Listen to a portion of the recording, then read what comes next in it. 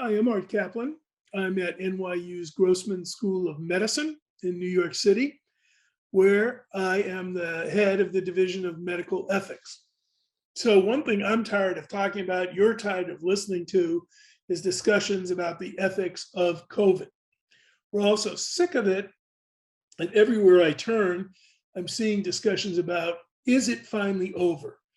As rates of COVID begin to go down, infection rates, as hospitalization rates begin to go down, and soon, we hope, death rates begin to go down significantly. Have we finally gotten to the end of this horrific pandemic? One way to see that the answer to that question is yes, is to look at the number of states, counties, school boards that are saying no more masks. We're done with masks. We can't ask our kids to wear masks anymore, particularly in schools. The damage to their social life, to their development, uncertain, but probably serious. And in any event, it's just time to say, we're done with it. It's over. Kids don't get that sick. We can't ask them to continue to bear the masking burden. So, what are we to think? Is it time to pull those mask mandates? Is it time to say to kids, we're done with that, throw your mask away? Although hopefully recycle it because that's a separate problem with masks. But in any event, take them off.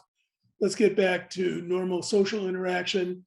Let's get back to a situation where of normal where you're not going to school with teachers masked and students masked. What I would say in part is yes, I do think it's time to start lightening up on the mask requirements, but not completely. It depends on where you are.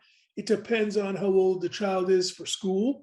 It depends on the teachers. So what I mean is, if you're in a poorly ventilated, small, ancient building with very crowded class and very old teaching staff, that might lead you to hold on to a mask mandate, at least voluntarily, longer than if you're in a modern school with great ventilation, plenty of room in the seating, and you've got kids, maybe high school kids, who understand that they should watch their coughing and sneezing and sit far apart, make sure that they are not putting anybody else at risk unnecessarily. There's probably not a one size fits all mask policy. Sometimes masks are appropriate, still, sometimes they're not. Another thing to keep in mind about masking, it isn't a substitute for vaccination. The best thing we can do for our kids, our teachers, to reopen society, for that matter, our restaurants, workplaces, is to get vaccinated. It stops death.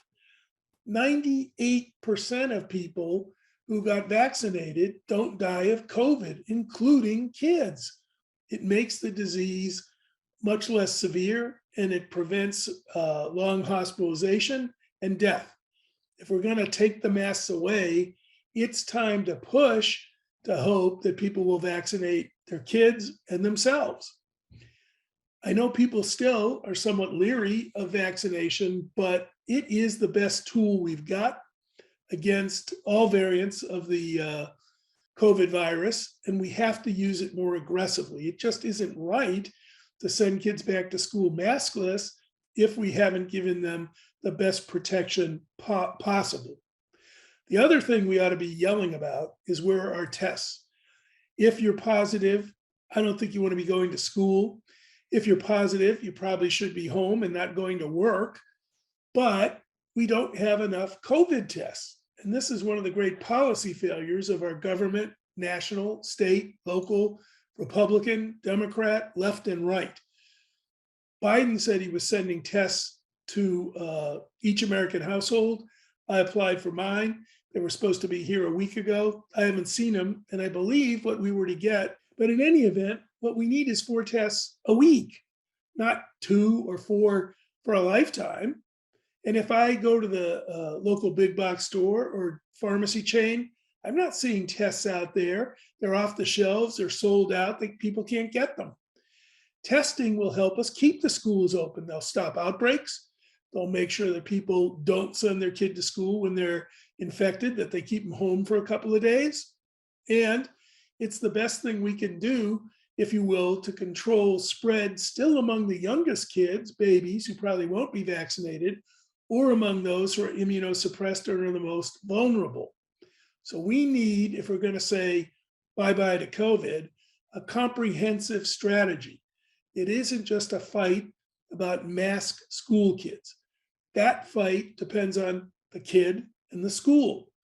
Even so, it still is incumbent on all of us, and as doctors and nurses and PAs, to push and promote vaccination as the best weapon to prevent death, as the best weapon to prevent hospitalization, and probably long haul COVID for kids.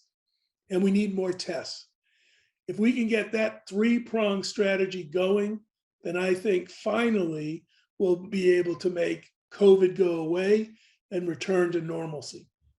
I'm Art Kaplan. I'm at the NYU Langone Health System, where I run the Division of Medical Ethics. Thank you for watching.